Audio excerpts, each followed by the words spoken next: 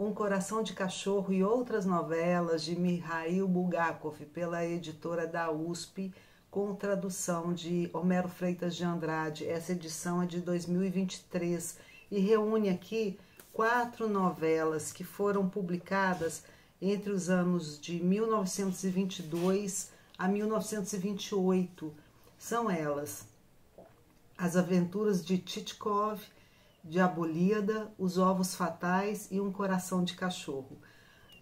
Eu vou falar hoje um pouco sobre 2 dessas novelas, a do Tchitchkov e O Coração de Cachorro, porque não vai dar tempo de falar sobre todas, mas espero, né, em outra oportunidade poder falar das outras novelas. O Bulgakov é um dos meus autores russos preferidos. Eu já havia lido dele Anotações de um Jovem Médico e também o meu livro preferido da vida, O Mestre Margarida, que eu amo. E agora me deparei com Coração de Cachorro e outras novelas.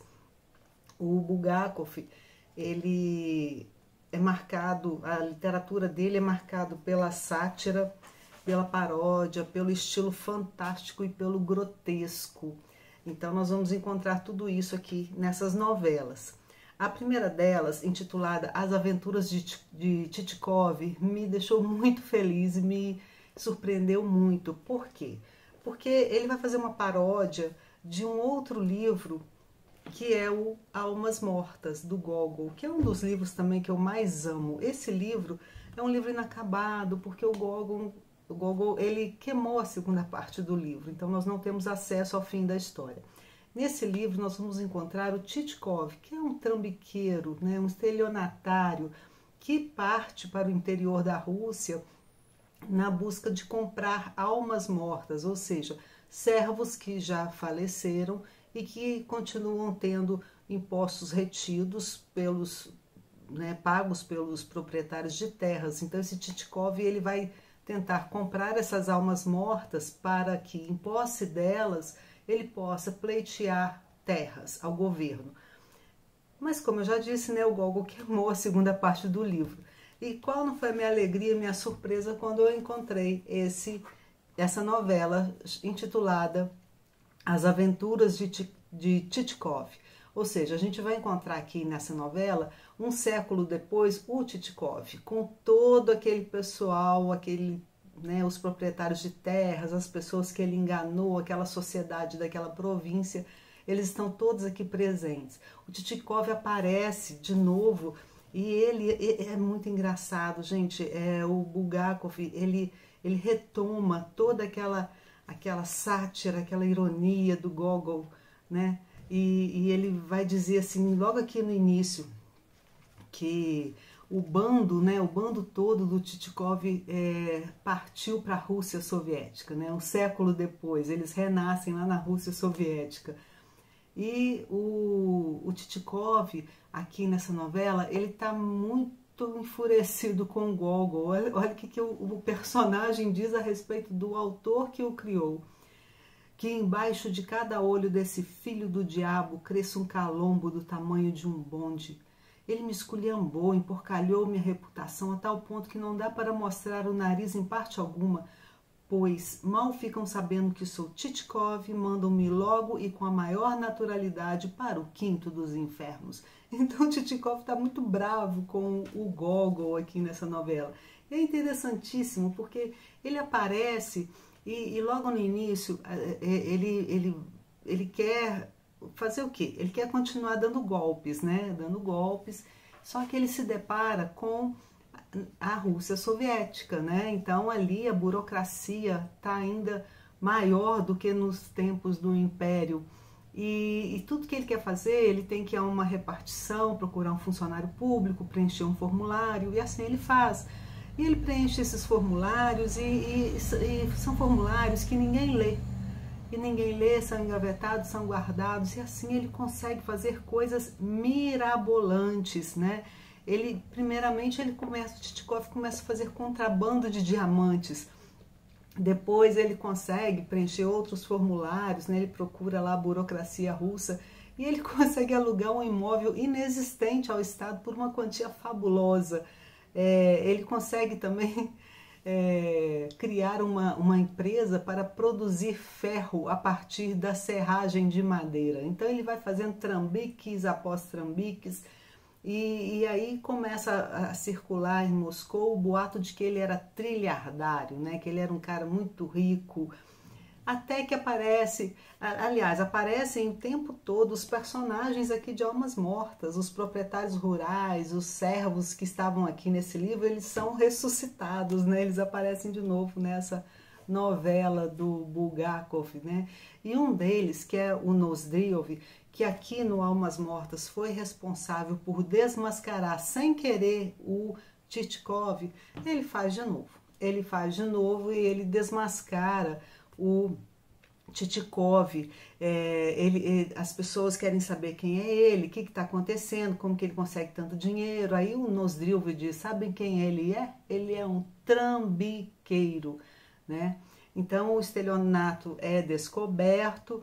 E interessante é que essa história, essa novela, ela é contada por um narrador que teve um sonho. Essa vinda de Tchitchkov, desde o livro do Gogol até, né, um século depois, nessa Rússia soviética, ela é um sonho do narrador. Ele está dormindo, ele está sonhando e ele está narrando toda essa história.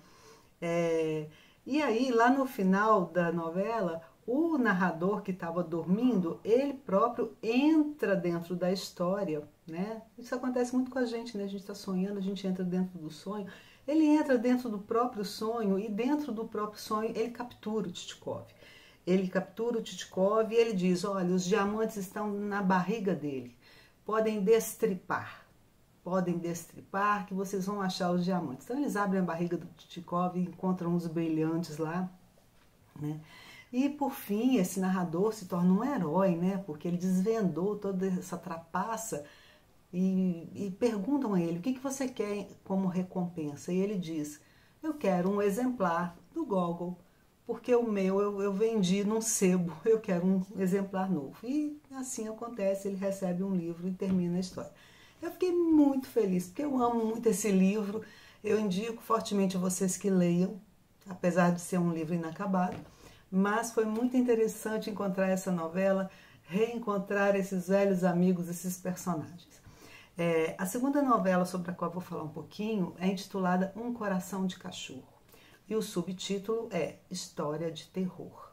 Quando eu comecei a ler, eu pensei, cadê o terror, né? Porque a história começa narrada por um cachorro. O cachorro é que conta essa história a princípio. Esse cachorro é um cachorro em situação de rua. E ele está lá em Moscou e está muito frio, neve, e ele vive perambulando pelas portas dos restaurantes, né, para tentar pegar um resto de comida, alguma sobra. E ele é sempre enxotado, ele morre de medo dos zeladores, dos porteiros, porque eles o chutam, maltratam. E um cozinheiro, nessa noite em que ele narrava, deu nele um chute no flanco e abriu uma ferida enorme, e estava nevando, muito frio. E esse cachorro, ele estava ali na situação mais miserável possível, com fome, com dor, com frio. E aí, mais adiante, um homem muito distinto, muito bem vestido, muito bem apessoado, se encontra com ele e oferece a ele um alimento, que não era um alimento qualquer não, era uma carne nobre, né? E ele come aquela carne e ele fica muito satisfeito e ele começa a acompanhar esse homem, a segui-lo pelas ruas. E é interessante nessa parte que a gente vai ver aquela questão, né, do oprimido que sonha em ser o opressor, tem a consciência opressora, né? Porque esse cachorro, a partir do momento em que ele saboreia esse petisco, ele está caminhando pelas ruas numa companhia tão nobre, ele passa a desprezar os seus, ele passa a latir, a rosnar contra os seus próprios companheiros cães de rua e os gatos. Então ele já se coloca num outro patamar, né? Bom, e aí o que acontece? Esse cachorro ele acompanha então esse homem e ele chega na portaria de um prédio muito elegante, muito grande, e lá na frente está o porteiro, ele fica com medo, né? Mas ele consegue adentrar o prédio na companhia desse homem. E ele se sente glorioso, porque pela primeira vez ele conseguiu entrar num lugar, né? E aí, esse homem leva o cachorro para o apartamento dele, e lá eles começam a conviver, e esse cachorro começa a ser bem alimentado, bem tratado, ele dorme em cima do fogão, onde é quentinho, ele está se sentindo assim no paraíso, ele acha assim que a vida dele é uma maravilha, e que ele tem muita sorte de ter uma vida tão maravilhosa na companhia desse homem, que se torna para ele um Deus. Ele segue esse homem, ele adula esse homem, ele lambe os pés desse homem, porque esse homem salvou a vida dele. E o cachorro passa a se chamar Bolinha. As pessoas que estão ali nesse apartamento começam a chamá-lo de Bolinha. E o Bolinha, é interessante que o Bolinha sabia ler. É engraçado, né? Eu me lembrei de um conto que está nesse livro aqui, tem em outros lugares também, mas ele está aqui, do Gogol, que se chama Diário de um Louco. Nesse conto do Gogol, já que o Bulgakov tá aqui dialogando, brincando com o Gogol, né, nesse livro, aqui a gente vai encontrar também um cachorro que sabe ler e escrever. Então, mais uma referência ao Gogol, né, que aparece aqui nesse livro. Então, o Bolinha sabia ler e escrever. Como que ele aprendeu a ler e escrever? Ele foi estabelecendo relações entre a vida dele, as necessidades dele, os interesses dele e o que ele via. Ele começou a perceber que quando ele via, por exemplo, a letra P, significava que era peixaria. Então ele aprendeu que ali estava escrito peixe, né? Bom, o Bolinha então passa a viver nessa casa com todo conforto, com todos os cuidados. E quem era esse homem que o levou para casa? O nome dele é Filipe Filipovich. Filipe Filipovich é um médico, é um professor, quer dizer, é um pesquisador.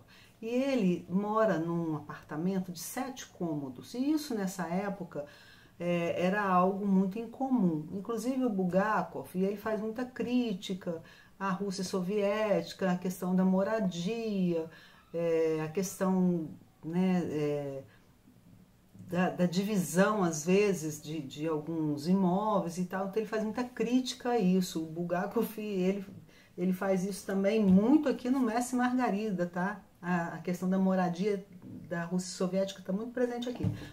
Então, só que esse Filipe Filipovich, ele mora sozinho nesse apartamento de 7 cômodos.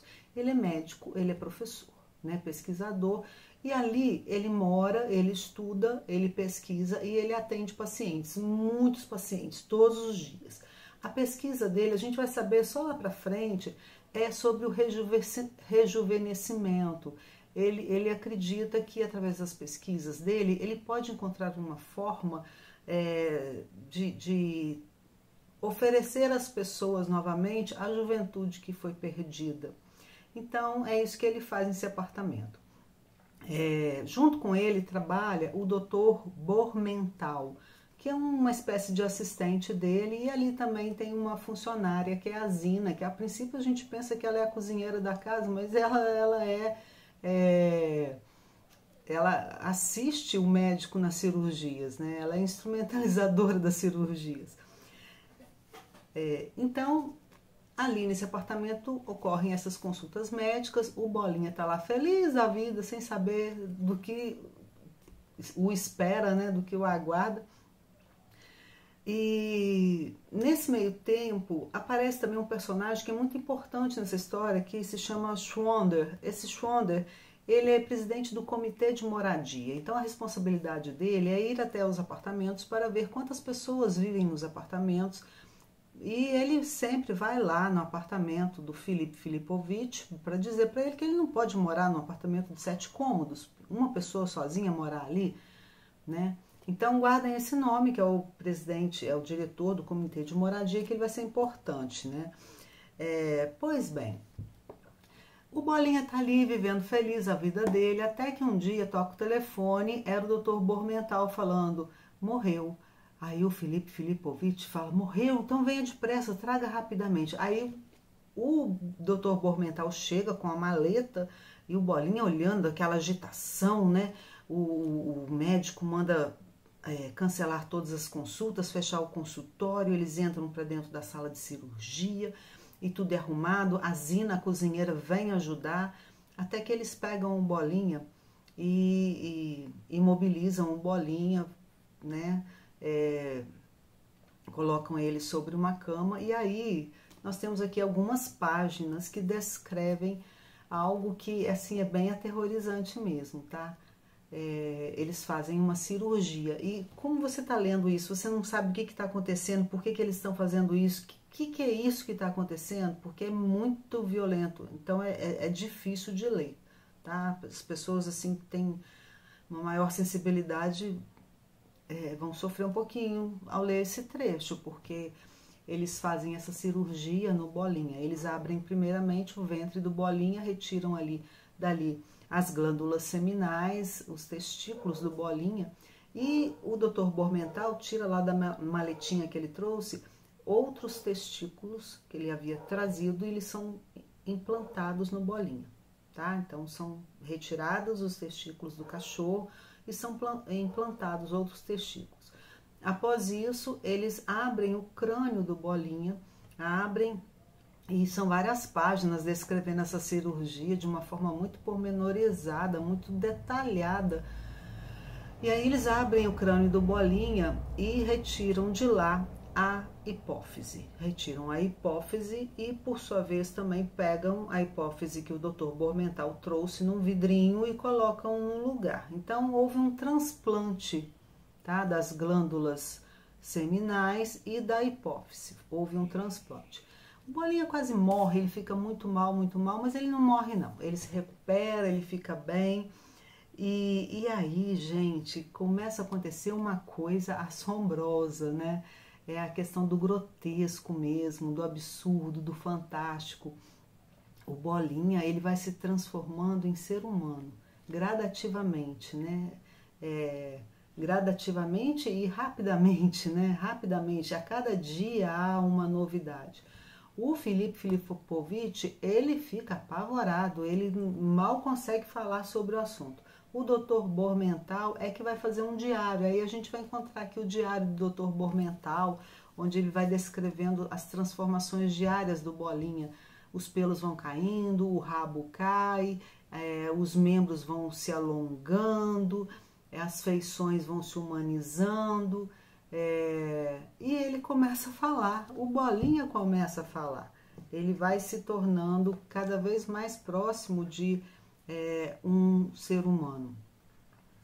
E aí, esse processo, então, ele é concluído, o Bolinha se torna, né, um ser com aparência humana, ele fala, ele anda, e detalhe, ele xinga o tempo todo, ele ofende todo mundo, ele diz impropérios, ele xinga a mãe das pessoas, ele é grotesco, ele é sem educação, ele mal criado, ele é uma coisa horrorosa, ele faz confusão após confusão dentro desse apartamento, ele quebra as coisas. E aí, por fim, ele começa a trabalhar, ele sai de casa, aí ele se envolve com o tal diretor do comitê de moradia, o Schwonder, que por sua vez era um cara de ideais socialistas, que aí vai incutir essas ideias no Bolinha, que você lembra lá atrás? Ele, a partir do momento que ele tem uma ascensão social, ele passa a desprezar os seus companheiros. Mas quando ele começa a se envolver, trabalhar com o Schwonder, ele começa a compartilhar com ele ideais socialistas. E aí, o Bolinha, ele está sempre revoltado com o Filipe Filipovic, ele mordeu o Dr. Bormental, ele tem horror do Dr. Bormental, e ele faz e acontece dentro de casa, até que... esqueci de falar. Quando o Bolinha passa a essa condição supostamente humana, né, ele tem que fazer documentos para que ele possa trabalhar e também ser registrado no apartamento, porque o Schwonder exige isso, que as pessoas que moram nos apartamentos sejam registradas mas ele não tem um nome, ele não tem um documento. Quando eles vão fazer o documento, o Bolinha escolhe o próprio nome. O nome dele passa a ser Poligrafovich Bolinhov. Então ele pega o Bolinha e acrescenta um ov, né? Bolinhov. E o Poligraf, acho que faz referência ao polígrafo, que é um detector de mentiras. Então esse passa a ser o nome do Bolinha. Ele vai ter o nome dele nos documentos e vai poder trabalhar. Bom, e aí o Bolinha tá sempre fazendo confusão, tá sempre xingando, tá sempre quebrando as coisas. As ideias socialistas dele passam a colidir com as práticas do doutor que está ali fazendo. Na verdade, esse médico, ele está fazendo pesquisas sobre o rejuvenescimento. Ele pensava que fazendo transplante de alguns órgãos, né, ele começou pelas glândulas seminais e pela hipófise, ele acreditava que ele poderia obter a juventude através desse transplante, né? Só que ele viu que não, ele viu que isso não causava o rejuvenescimento, mas a humanização, tá? Então o Bolinha, ele se torna uma pessoa muito revoltada, né? Que xinga muito, ofende muito, e tem um trecho aqui onde o Bulgakov vai dizer que os órgãos eram provenientes de um homem que havia falecido, e que esse homem era de uma classe inferior, um homem alcoólatra. Então acho que tem uma referência assim também bem pejorativa às pessoas pobres, como se elas fossem grotescas, mal educadas, né? Porque o Bolinha, ele vai adquirir a personalidade desse homem, do qual ele herdou esses órgãos, né? E aí, depois de muita confusão, o Bolinha, ele vai fazer uma denúncia contra o médico, e ele vai dizer assim, aqui é um trecho da denúncia que ele faz, tá? Bem como ameaçando de morte o presidente do Comitê de Moradia, camarada Schwonder, prova esta de que tem arma de fogo em seu poder. Outro sim costuma fazer declarações contra-revolucionárias e chegou a dar ordens expressas à social empregada da casa, Zina, de queimar Engels no fogão, revelando deste modo evidentes tendências mencheviques a par de seu assistente, Bormental, que mora clandestinamente no mesmo apartamento e não estando ali devidamente registrado. Assinado, chefe da subseção de captura Bolinhov. Então aqui ele já está trabalhando como chefe de captura, e ele faz essa denúncia contra o professor, né, o médico, e aí o médico fica muito bravo, e aí tem uma briga terrível. O Bolinha saca uma arma, tenta matar o Bormental com um tiro, o Bormental voa para cima do Bolinha, o Bolinha já está ali na sua figura humana, né, e esgana o Bolinha, e ele desmaia. E então o Bormental e o Filipovich, eles fazem outra cirurgia, retiram as glândulas, retiram a hipófise, trocam tudo de novo, e o Bolinha volta a ser um cachorro. Ele perde as características humanas, ele vai perdendo a fala progressivamente, até que um dia, 10 dias depois, a divisão de homicídios e investigações bate lá na porta do apartamento, porque nesse momento a cidade inteira já sabe desse cachorro que virou gente. Inclusive o Bolinha estava noivo, ia se casar, ele trabalhava, ele já tinha lá seus camaradas. Então essa divisão de homicídios bate lá na porta para investigar e talvez até prender o médico. E aí o médico manda chamar o cachorro, falar aqui, ó, eu operei ele sim, operei, mas ficou constatado que, na verdade, é impossível você transformar um animal num ser humano. Ele Ele realmente ele andou e falou durante alguns dias, mas agora ele voltou a ser cachorro. E aí termina a história que vai trazer para a gente várias questões interessantíssimas a serem discutidas acerca da ética, acerca da consciência oprimida, da consciência opressora, né, da questão da moradia. Então tem muitas questões muito interessantes aqui a serem lidas. No final do livro, esse livro ele traz aqui na frente, eu esqueci de falar, a apresentação e a nota das traduções do próprio Homero Freitas de Andrade, e aqui no final ele traz aqui um texto bem longo, né? Um texto de apoio interessantíssimo, gente, intitulado Apontamentos sobre a prosa satírica de Mikhail Bulgakov. É do Homero Freitas de Andrade. É um texto de excelência, ele é bem longo, mas vale muito a pena ler, onde ele vai fazer uma análise crítica dessas 4 novelas que compõem esse livro. Bom, é isso. É genial. Eu no início eu fiquei bem confusa com a capa, né? Me parece que é um cachorro, né? E quando eu li o título, Um Coração de Cachorro, eu cheguei a pensar que fosse um transplante de coração, né? Mas é mais uma questão a ser discutida. Não seria o coração a transformar a alma desse ser, desse animal, né? Mas foi a hipófise, né? Foi a hipófise e foram as glândulas seminais aqui, de acordo com o autor. Eu digo fortemente a você, Bulgakov é sempre uma excelente opção. Ele é engraçadíssimo, é uma leitura deliciosa, ele é de uma inteligência, de uma excelência. Eu gosto enormemente. Um Coração de Cachorro e outras novelas.